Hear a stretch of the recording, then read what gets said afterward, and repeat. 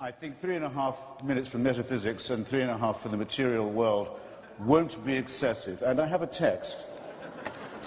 And it is from, because I won't take a religious text from a known extremist or fanatic, it's from Cardinal Newman.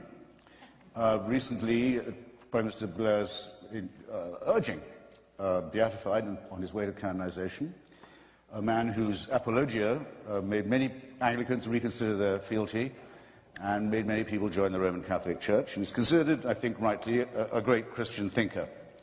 My text from the apologia. The Catholic Church, said Newman, holds it better for the sun and moon to drop from heaven, for the earth to fail, and for all the many millions on it to die in extremest agony, than that one soul, I will not say will be lost, but should commit one venial sin, should tell one willful untruth, or should steal one farthing without excuse. You'll have to say it's beautifully phrased, ladies and gentlemen. But to me, and here's my proposition, what we have here, and picked from no mean source, is a distillation of precisely what is twisted and immoral in the faith mentality. It's essential fanaticism, its consideration of the human being as raw material, and its fantasy of purity. Once you assume a creator and a plan, it makes us objects in a cruel experiment whereby we are created sick and commanded to be well. I'll repeat that. Created sick and then ordered to be well. And over us to supervise this is installed a celestial dictatorship, a kind of divine North Korea. Greedy, exigent, I would say more than exigent, greedy for uncritical praise from dawn till dusk, and swift to punish the original sins with which it so tenderly gifted us in the very first place. However, let no one say there's no cure. Salvation is offered. Redemption, indeed, is promised at the low price of the surrender of your critical faculties.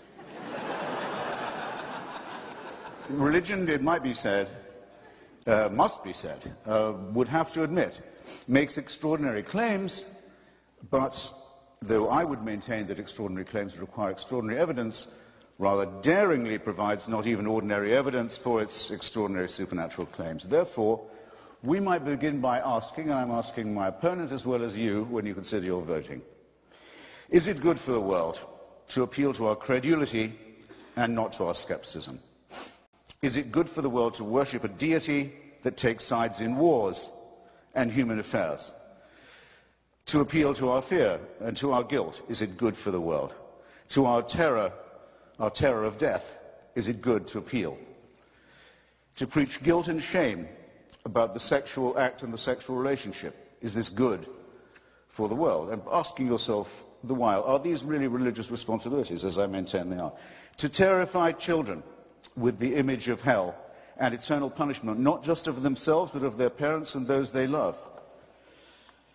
Perhaps worst of all, to consider women an inferior creation. Is that good for the world? And can you name me a religion that has not done that? To insist that we are created and not evolved in the face of all the evidence. To say that certain books of legend and myth, man-made and primitive, are revealed, not man-made code. Religion forces nice people to do unkind things, and also makes intelligent people say stupid things. Handed a small baby for the first time, is it your first reaction to think, beautiful, almost perfect, now please hand me the sharp stone for its genitalia that I may do the work of the Lord? No.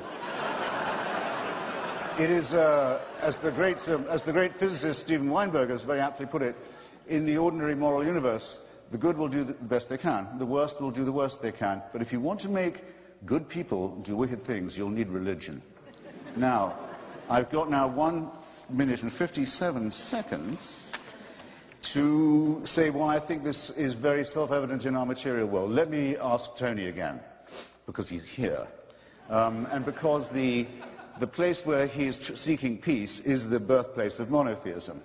So you might think was unusually filled with refulgence and love and peace. Everyone in the civilized world has roughly agreed, including the majority of Arabs and Jews and the international community, that there should be enough room for two states, for two peoples in the same land. I think we have a rough agreement on that. Why can't we get it? The UN can't get it. The US can't get it. The Quartet can't get it. The PLO can't get it. The Israeli Parliament can't get it. Why can't they get it? Because the parties of God have a veto on it, and everybody knows that this is true. Because of the divine promises made about this territory, there will never be peace, there will never be compromise. There will instead be misery, shame, and tyranny, and people will kill each other's children for ancient books and caves and relics. And who is going to say that this is good for the world? And that's just the example nearest to hand. Have you looked lately at the possibility that we used to discuss as children in fear? What will happen when messianic fanatics get hold of an apocalyptic weapon? Well, we're about to find that out as we watch the Islamic Republic of Iran and its party of God allies make a dress rehearsal for precisely this. Have you looked lately at the revival of Tsarism in Putin's Russia, where the black-cowled, black-coated leadership of Russian Orthodoxy is draped over an increasingly xenophobic, tyrannical, expansionist and aggressive regime? Have you looked lately at the teaching in Africa and the consequences of it, of a church that says AIDS may be wicked, but not as wicked as condoms? That's exactly no seconds left, ladies and gentlemen. I've done my best. Believe me, I have more.